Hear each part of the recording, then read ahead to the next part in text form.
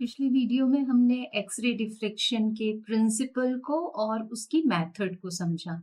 हमने देखा था कि जो एक्सरे डिफ्रेक्शन है वो ब्रैग्स इक्वेशन पर आधारित है, यानी कि n लैम्डा बराबर 2d साइन थीटा।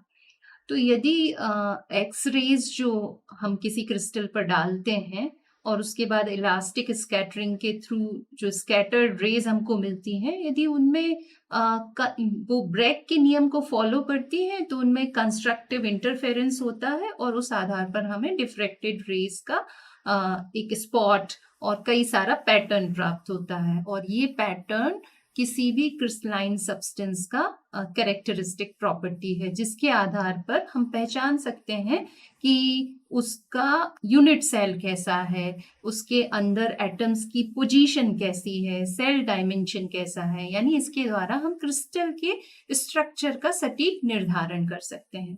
ऐसा क्यों? ऐसा इसलिए क्योंकि जो बॉन्ड लेंथ और एंगल होते हैं वो एटम्स की पोजीशन से सीधे संबंधित होते हैं।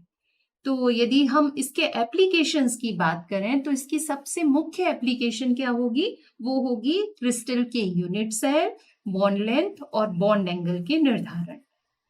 इसके अलावा इसका उपयोग इन्हीं गुणों के आधार पर किसी नए और अननोन क्रिस्टल के स्ट्रक्चर को पहचानने के लिए भी होता है। जैसे बहुत सारे मिनरल्स होते हैं जो हमें मिलते हैं, तो जब कोई नया मिनरल मिलता है तो उसकी पहचान के लिए भी हम उसका XRD कराते हैं। इसके अलावा कैटायन एनायन कोऑर्डिनेशन के कैरेक्टराइजेशन में भी XRD का उपयोग किया जाता है।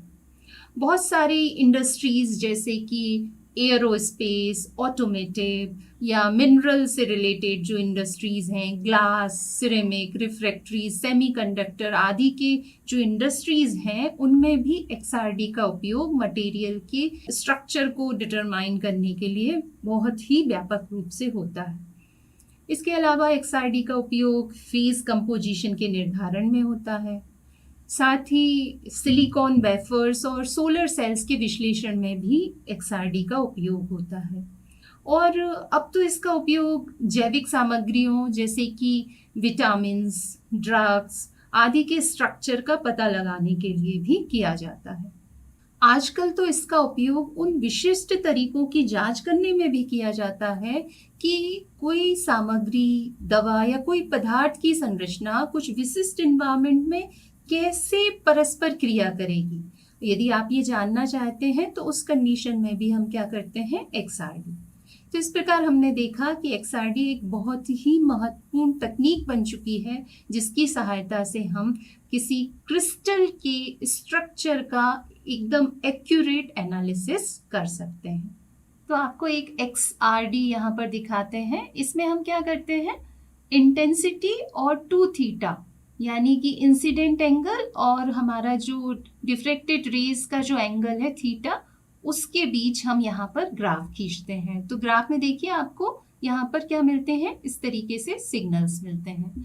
तो ये XRD होता है, जिसकी सहायता से हम किसी भी क्रिस्टल के स्ट्रक्चर का निर्धारण इसके स्पेक्ट्रम को लेकर आसानी से कर सकते हैं।